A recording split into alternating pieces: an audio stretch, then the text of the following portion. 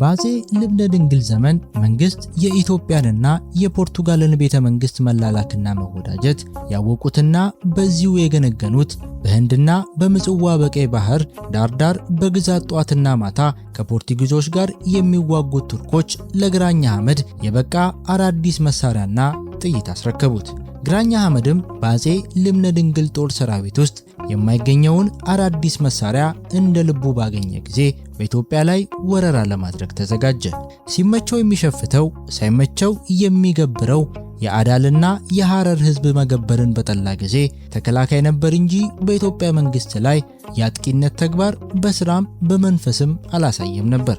በኋላ ግን ቱርክን የሚያህል ታላቅ መንግስት ደጋፊ ግራኝ አህመድን የመሰለ አክራሪና አመፀኛ የጦር መሪ ባገኘ ጊዜ የሐረር፣ የሶማሌ፣ የአዳል ህዝብ አልገብርም ማለትና በገዛ ሀገሩ መሸፈት ሳይበቃው ቀርቶ ወደ አጥቂነት ስፍራ ዞሮ ኢትዮጵያን ለመውረር የክርስቲያኑ መንግስት ገልብጦ የእስላምን መንግስት ለማቆም በአብያተ ክርስቲያናት ምትክ መስጊዶችን በወንጌል ምትክ ቁርአንን ለመተካት በዚሁ በግራኝ መሪነት ተዘጋጀ። የዚህን ግራኝ አህመድ ወረራ ተከትሎ በኢትዮጵያ ሀገራችን ምን ይዞ እንደመጣ ያስከተላቸውን መራር የታሪክ ጠባሳዎች ብሎም በሀገራችን የሚገኙት እስላሞች እንዴት እንደሰለሙ በጊዜውም ኢትዮጵያን ሲመሩ የነበሩት ንጉስ ያደረጉትን እጅግ አስደናቂ ተጋድሎ በዛሬው መርሃ ግብራችን ወደ እናንተ እናደርሳቸዋለን። ይህን ዝግጅት ለሌሎች ሰዎች እንዲደርስ ዝግጅቱን ላይክ እና ሼር ማድረጋችሁን አትርሱ። ቻናላችንንም ያልተቀላቀላችሁ ሰብስክራይብ በማድረግ የኛ ቤተሰብ ይሁኑ። መልካም ቆይታ።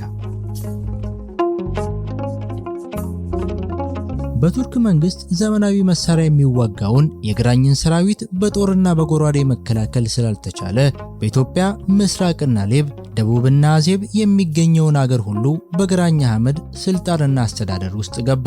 በእጁ የወደቀውን ክርስቲያን ሁሉ በሰይፍ እያስፈራራ በግድ አሰለመው። እምቢ ያለውንም አረደው። በመላ ኢትዮጵያ የነበረው ህዝበ ክርስቲያን በብዛት የሰለመው በዚያ ጊዜ በግራኝ ሰይፍ አስገዳጅነት ነው። የጋብቻም ስርዓት የተበላሸው ከዚያ ወዲህ ነው። ግራኝ አለቃና ጭፍራውን እየለየ ወደ አንኮበርና ወደ ደብረ ሊባኖስ ይልካቸው ጀመር።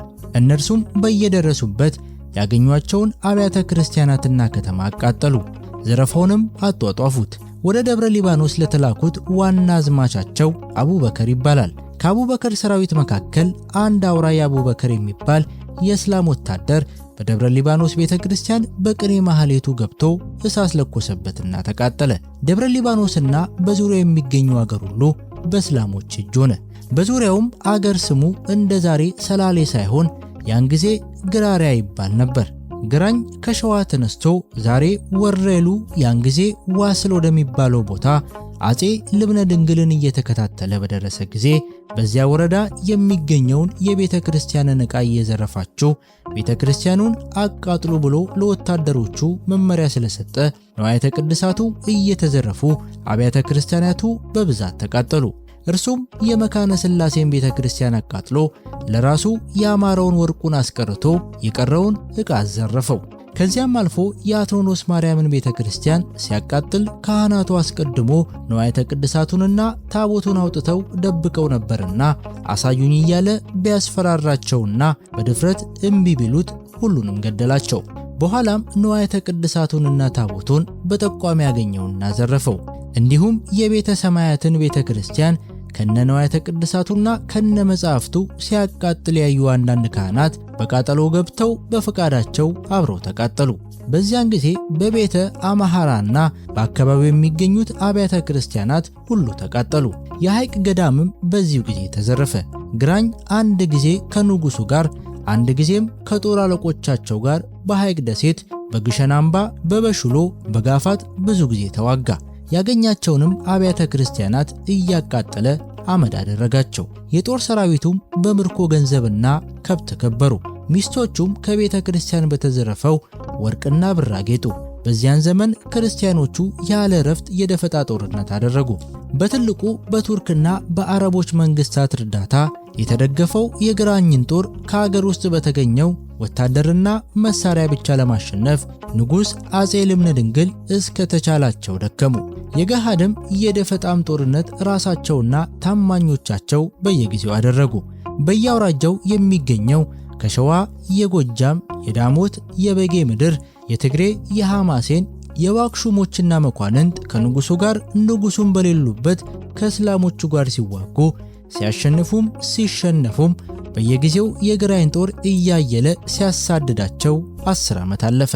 ንጉስ ልብነ ድንግል ከአማራ ሀገር ወደ ትግራይ ዞረው ሲዋጉ በጦርነቱ ላይ በሽታና ረሃብ በየሀገሩ ተነስቶ ነበርና ከግራኝም ጋር የተለመደውን የጧትና የማታ ጦርነት አላቋረጠም ነበርና ሚያዝያ 7 ቀን የስቅለት ዕለት አቡበከር ቀጭኑ የሚባለው በጉዞ ላይ ደርሶ አደጋ ጣለባቸው።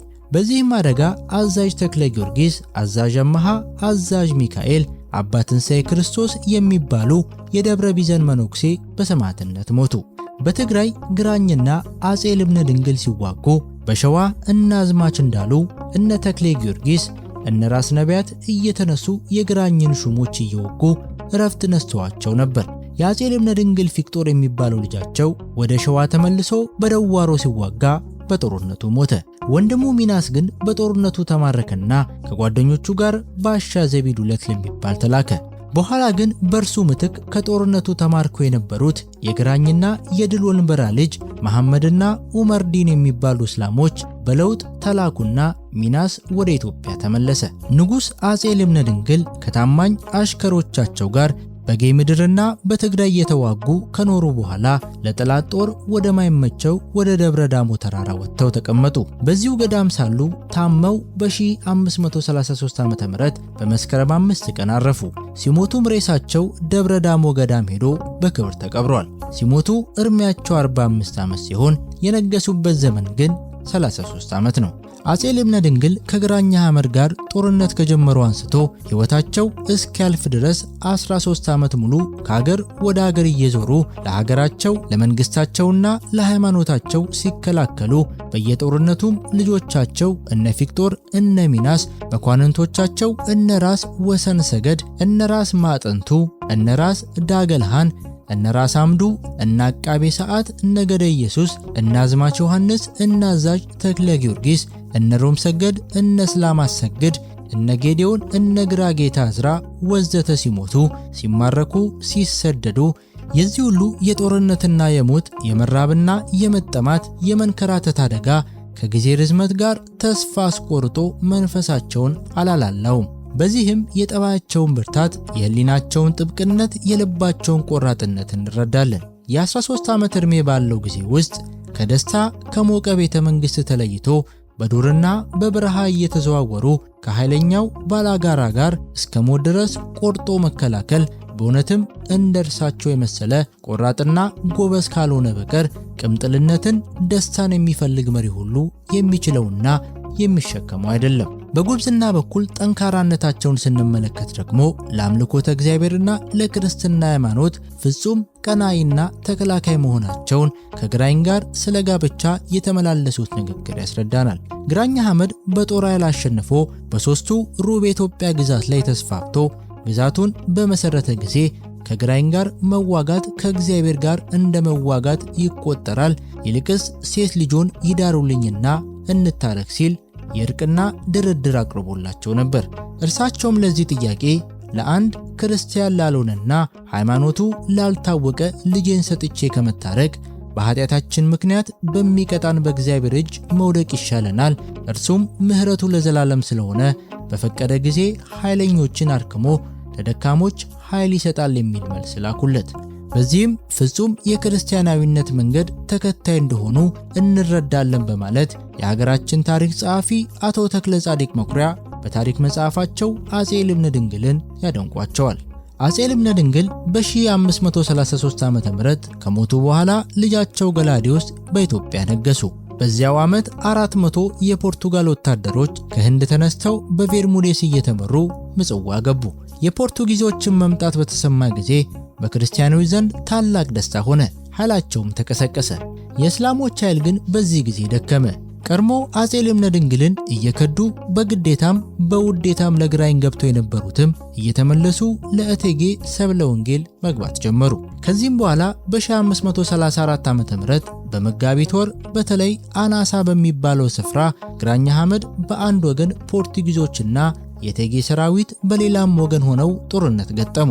ፖርቱጊዞችም ይዘው የመጡትን መርፍ በእስላሞች ላይ በተኮሱ ጊዜ በእስላሞች ሰፈር የመጀመሪያ ድንጋጤ ወረደ። በመጨረሻም ክርስቲያኖቹ በእርሱ ላይ አነጣጥረው ሲተኩሱበትና በጥይት እግሩን ተመቶ ሲቆስል፣ ፈረሱም በጥይት ተመቶ ሁለቱም ወደቁ።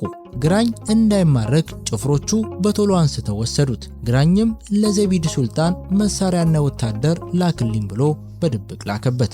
ሱልጣን ዘቢድም ክርስቲያን የሆነው የፖርቱጋል መንግስት ክርስቲያኑን የኢትዮጵያን መንግስት መርዳቱን ደና አድርጎ ያውቃልና ከየመን 2000 ቱርኮችና አረቦች ላከለት። እነርሱም ከመታዘዛቸው በላይ የምርኮ ወርቅና ብር እንዳለፈው ሁሉ እናገኛለን በማለት መሳሪያ እየያዙ መጥተው ከግራኝ ጋር ተገናኙ።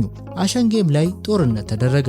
በጦርነቱም የፖርቱጊዞቹ መሪ ክርስቶፎሮስም በጥይት ተመታና ቆስሎ ወደቀ። ቁስለኛውን ክርስቶፎሮስን የሚወዱት ጭፍሮቹ አነሱና አሸሹት። በኋላም ፖርቱጊዞቹ በአንድ ጫካ ውስጥ አስቀምጠው የክርስቶፎሮስን ቁስል ሲያስሩ አንዲት ሴት ባጠገባቸው ስታልፍ እስላሞች እርሷን አይተው ሲከታተሉ ወዲያው ክርስቶፎሮስን አግኝተው ስለማረኩት የሚያሳዝን ነገር በክርስቲያኖቹ ላይ ደረሰባቸው። እስላሞቹ ቆስሎ የደከመውን ክርስቶፎሮስን ይዘው ሆ እያሉ ወስደው በግራኝ ፊት አቆሙት።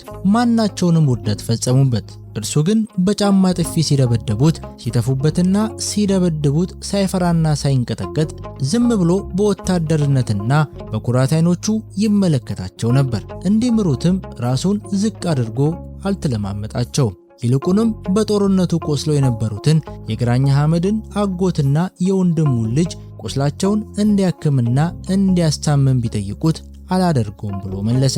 ፖርቱጊዞችና ኢትዮጵያውያን የመሸጉበትን ቦታ አሳየን ቢሉት መልስ አልሰጠም። ግራኝም እስላሙንና ልማር ብሎት ነበር። ነገር ግን እንደ ክርስቶፎሮስ ያለ ቆራጥ ጀግና በፍርሃት ሃይማኖቱን መለወጥ አይሆንለትምና እምቢ አለ።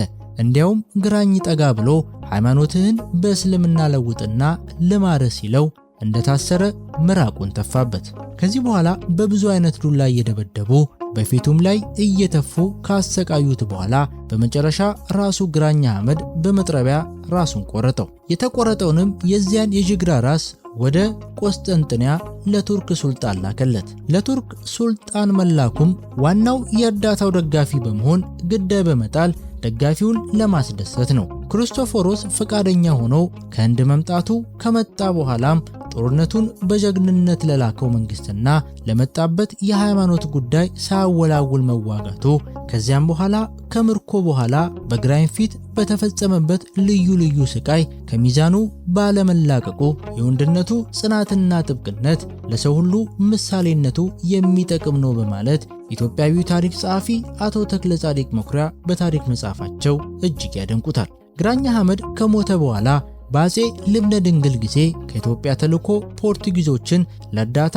ባስመጣው የቤርሙዴዝና በአፄ ገላዲዮስ መካከል የፖለቲካና የሃይማኖት ጭቅጭቅ ተነሳ። ምክንያቱም ቤርሙዴዝ ከአፄ ልብነ ድንግል ተልኮ ሮማ በደረሰ ጊዜ የሮማ ሊቀ ጳጳስ በኢትዮጵያ ላይ በሃይማኖት በኩል ስልጣን ያገኛል ሲል በራሱ ሐሳብ ወይም ከአፄ ልብነ ድንግል ተልኮ ይሁን ይህንኑም ቃል ተናግሮ ነበር። እንዲሁም ወደ ሊስቦን ወይንም የፖርቱጋል መናገሻ ከተማ በደረሰ ጊዜ የፖርቱጊዝ መንግስት በአጋማሹ በኢትዮጵያ ላይ ገዥነት በወደቦቹም በምጽዋና በኤርትራም ላይ ጥቅምን ያገኛል ብሎ ነበርና አሁንም አባቶ እንደሰጡት ተስፋ ከኢትዮጵያ ገሚሱ ለፖርቱጊዝ መንግስት ይሰጥ፣ የኢትዮጵያም ቤተክርስቲያን አሁን ከእስክንድሪያ መምጣቱ ቀርቶ ከሮም ይምጣ፣ እኔም የመጀመሪያው የኢትዮጵያ አቦል ልሁን ብሎ ገና ግራኝ ሳይሞት ከአፄ ገላዲዮስ ጋር በተገናኙ ጊዜ አንስቶላቸው ምንም እንኳን በመጀመሪያ የእሽታ መልክ ቢያሳዩም በመጨረሻም ግን በፍጹም ይህ ሁለቱ ሐሳብ አይቻልም ብለውት የነበረውን ግራኝ ከሞተ በኋላም ይልቁንም እንደተለመደው ግብፃዊ አቡን ለጳጳስነት ከእስክንድሪያ በመጡ ጊዜ ክርክሩን እንደገና ቀሰቀሰ። እርሳቸውም መጀመሪያ እንደሰጡት መልስ ወዳጅ ለወዳጁ እንደሚረዳዳ እንደዚሁ ክርስቲያን የፖርቱጊዝ መንግስት ለክርስቲያኒቱ ለኢትዮጵያ እርዳታ ባደረገበት ምክንያት የኢትዮጵያ መንግስት ተዋህዶ ሃይማኖቱን ወደ ካቶሊክነት ለማዘዋወር ከመንግስትም ግዛት ገሚሱን መሬት ቆርጦ ለመስጠት አይችልም ብለው የመጨረሻውን መልስ ሰጡት። ከሊቃውንቱም ወገን አባ ዝክሪና አባ ጳውሎስ ንግሥተ ሰብለ ወንጌልም ስለ ተዋህዶ ሃይማኖትና ስለ ካቶሊክ ቤተክርስቲያንም ለመደባለቅ እንደማይቻል አጥብቀው ተከራከሩ። እርሱም በዚህ ነገር ተቆጥቶ ስድብ እየጨመረ በኃይል ሲናገር የእልፍኝ አሽከሮችና ፖርቱጊዞች ከንጉሱ ፊት ጎትተው ወደ ውጭ አስወጡት። ንጉሱም ጓደኞቻቸው ሲሄዱ እርሳቸውና ኢትዮጵያን መርጠው ለቀሩት ፖርቱጊዞች ከዚህ እንደሚከተለው ቸርነት አደረጉላቸው። አንደኛ፣ ከግራኝ ሐመር የተማረከውን ወርቅና ሀብት ለቀሩትና ለተመለሱትም አደሏቸው። ሁለተኛ፣ በግብርም ጊዜ በበዓልም ቀን በከፍታ ቦታ እንዲቀመጡ አደረጉ። ሶስተኛም፣ ሰፋፊ መሬት ለእያንዳንዳቸው ሰጥተው በዓለ ጉለት አደረጓቸው። ከሄዱት በቀር የቀሩት ሁሉ በዚህ በተደረገላቸው ደግ ሥራ ደስ ተሰኝተው ከወይዘሮቹም እየመረጡ ሚስት አግብተው በደስታ ተቀመጡ። ይልቁንም አለቃቸው አርያስ ዲያዝ ከመሞቱ በፊት ወደ ኦርቶዶክስ ተዋህዶ ሃይማኖት ገብቶ ስሙ ማርቆስ ተብሎ እስከ መጨረሻው ለንጉሱ አገልጋይና ወዳጅ ሆኖ ነበር። በመጨረሻም ከንጉሱ ጦር ጋር ሆኖ ከሸፈቱ እስላሞች ጋር ሲዋጋ ሞተ። በእርሱም ፈንታ እላዩ ስሙ የተጠቀሰው ኦሪዮስ ሱዛ ተሹሞ እርሱም እንደ ሹመት አባቱ የንጉሱ ባለሟል ነበር። ቤርሙዲስ ቀድሞ ከሟቹ ከአፄ ልብነ ድንግል እንደተሰጠው ተስፋ እኔም ጳጳስ ልሁን የኢትዮጵያ ቤተ ክርስቲያንም ካቶሊካዊት ትሁን ብሎ ንጉሱንም ዘለፋና ስድብ እየጨመረ በድፍረት እየተናገረ ባደረገው ክርክር ከዚያ ወዲህ ከተነሱ ታሪክ ጸሐፊዎች ውስጥ እነ ሉደልፍ፣ እነ ብሩስ፣ እነ ባሴት የማይረባ ሥራ መስራቱን እየገለጹ ነቅፈውታል። አፄ ገላዲዮስንም በአገራቸው ሙሉ ነፃነትና የቤተ ክርስቲያናቸውን ሃይማኖት ለመጠበቅ በሚገባ ተከራክረዋል እያሉ ጽፈዋል። ዣን ባቲስት ኩልቦ የሚባሉት የካቶሊክ ሚስዮናዊ ግን የአባታቸውን ቃል ኪዳን በመጠበቅ ፈንታ ያፈረሱት አፄ ገላዲዮስ ይነቀፋሉ እንጂ ቤርሙዴዝ አይነቀፍም ሲሉ ጽፈዋል። አፄ ገላዲዮስ የግራኝን ጦር ድል አድርገው መንግስታቸውንም ካደላደሉ በኋላ ሰው ሁሉ ወደ ሰላማዊ ስራው እንዲመለስ አደረጉ። ወታደር የሆነ ወገን ግን የተረፈውን የግራኝን ጦር እንዲከታተል ትዕዛዝ ሰጡ። በግራኝም ጊዜ የፈረሱትና የተቃጠሉት አብያተ ክርስቲያናትና ገዳማት ተመልሰው እንዲሰሩ ትዕዛዝ በያለበት አስተላለፉ። በአማራ ሳይትም የተርባበ ማርያምን ቤተክርስቲያን በአማረ ጌጥ ራሳቸው አሰሩ። የአፄ ልብነ ድንግል ልጅ ንጉሥ ገላዲዮስ በዘመኑ ግራኛ አብያተ ክርስቲያናትን አቃጠለ። ከንጉሱ ከአፄ ልብነ ድንግል ጋር ተጣላ፣ ተዋጋም። ንጉሱም የሚዋጉለት ሰራዊት እስከሚሰበስብ ድረስ ግራኝን መቋቋም ስላልቻለ ወደ ሰሜን እያፈገፈገ ሄደ። ንጉሱም በመዋጋት ላይ ሳለ ድንገት ታሞ ሞተ። ይህም ወንጀለኛና ከሃዲ የኢትዮጵያን አውራጃዎች 15 ዓመት አጠፋ። ከኢትዮጵያም ሕዝብ ብዙዎቹን ማረከ። ከቀናች ሃይማኖትም አውጥቶ የእርሱ ተከታዮች አደረጋቸው። በትምክትም አነጋገር ከአሁን ጀምሮ አውራጃዎችን ሁሉ በቁጥጥሬ ስር ስላዋልኩኝ የሚቃወመኝ የለም አለ።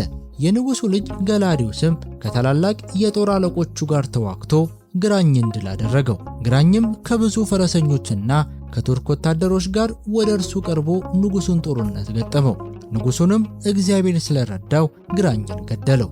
ግራኝን በመፍራት የተሰደዱት ሁሉ ተመለሱ። የተቃጠሉና የፈረሱ አብያተ ክርስቲያናትም እንደገና ታነጹ። ከዚህ በኋላ ከእስላሞቹ አንዱ ከብዙ ጦረኞች ሰራዊት ጋር መጥቶ በመድኃኒታችን በዓለ ስቅለት ንጉሥ ከጥቂት ሰዎች ጋር ሳለ ድንገት አገኘው። ቤተሰቦቹ የጦር መኮንኖቹ እስከሚሰባሰቡ ድረስ ምሽግ እንያዝና ተደብቀን እንቀመጥ አሉት። ንጉሥ ግን የክርስቲያኖችን መማረክና የአብያተ ክርስቲያናትን ጥፋት አላይም ብሎ እምቢ አላቸውና በጦርነቱ መካከል ገባ። በውጊያውም ጠንክሮ ነበር። በኋላ ግን እስላሞቹ ከበው በሰደፍ መቱት። በብዙ ቦታም በጦር ወጉት። ከፈረሱም ላይ አስጥለው አንገቱን ቆረጡትና በሰማዕትነት ሞተ። በመጨረሻም እስላሞቹም ሆኑ ሌሎቹ በኢትዮጵያ የሚኖሩ ሃይማኖተኞች ሁሉ በኢትዮጵያ ላይ ሊያደርሱ ስለሚያቅዱትና ስለሚያካሂዱት የፈጸሙትም ክፉ ነገር ቢኖር ስለዚህ ድርጊታቸው እጅግ መጠንቀቅ እንዳለባቸው የሚያውቁ ይመስለኛል። ይህን እውነታ በሌሎች ለማሳመንና ለማረጋገጥ ብዙ ምክንያቶች ሊቀርቡ ይቻላል። ከነዚህ መካከል አንድ ሁለቱን ብቻ ጠቅሳለሁ። የመጀመሪያው ኢትዮጵያ የአዳምና ሔዋን ኪዳነ ልቦና መሰረትነት በቀጥታ ከፈጣሪዋ ከተቀበለችው ሃይማኖት አንስቶ እስከዚህ ቀን ድረስ የእግዚአብሔር አምልኮትና ሕያዋን ቅርሶቹ ተጠብቀውባት የኖረች ሀገር መሆኗን የሚያረጋግጠው አቋሟ ነው። ሁለተኛው ደግሞ በተለይ እስላሞች በእስልምና ሃይማኖታቸው ውስጥ ማንም ባዕድ ጣልቃ ሳይገባብን መንግስትም ህዝብም ሆነን በዚሁ የሃይማኖት ህጋችን እየተዳደርን መኖር አለብን ብለው ይህን ፍላጎታቸውን በየሀገራቸው አስከብረው እንደሚኖሩ ሁሉ ኢትዮጵያም ይህን ማንነቷን በዚሁ መልክ ጠብቃና አክብራ መኖር መብቷ መሆኑን መቀበል ይገባል የሚያሰኘው የጋራ ድንጋጌ ነው። እንግዲህ እውነታው ይህ ከሆነ ኢትዮጵያም በዚህ ድንጋጌ መሰረት ጥንታዊ አቋሟን እንደያዘች ተጠብቃ ህልውናዋን እንድትቀጥል ለማድረግ እነርሱ ማለትም ሌሎቹ ሃይማኖቶችና እስላሞች ጭምር ኃላፊነት አለባቸው ማለት ይሆናል። ከዚህ የተነሳም እስላሞች ሆኑ ሌሎች ሃይማኖቶች ይህን ሃይማኖታዊ ግዳጃቸውን በሚጻረር መልኩ ኢትዮጵያን የሚጎዳ አንዳች ተግባርን መፈጸም ቀርቶ ማሰብ እንኳን ያው እነርሱን እስላሞች አላህ በሚለው አጠራራቸው የሚያመልኩትን አንዱን አምላክ እግዚአብሔርን ማሳዘንና መለኮታዊ ቁጣውን በራሳቸው ላይ መጋበዝ መሆኑን ለአንዲት አፍታም እንኳን ሊዘነጉት እንደማይገባ እዚህ ላይ ደጋግሜ አበክሬ ላሳስባቸው እወዳለሁ። እግዚአብሔር የሰራውን ማፍረስ እንኳንስ ሃይማኖታውያን በሆኑት በእስላሞች ዘንድ ቀርቶ ከሰባዊው የተፈጥሮ ባህሪያቸው ማለትም ከህሊናቸው ዳኝነት የተነሳ በሃይማኖት ቢሶችም ዘንድ እንኳን ቢሆን እጅግ ያሳቅቃል።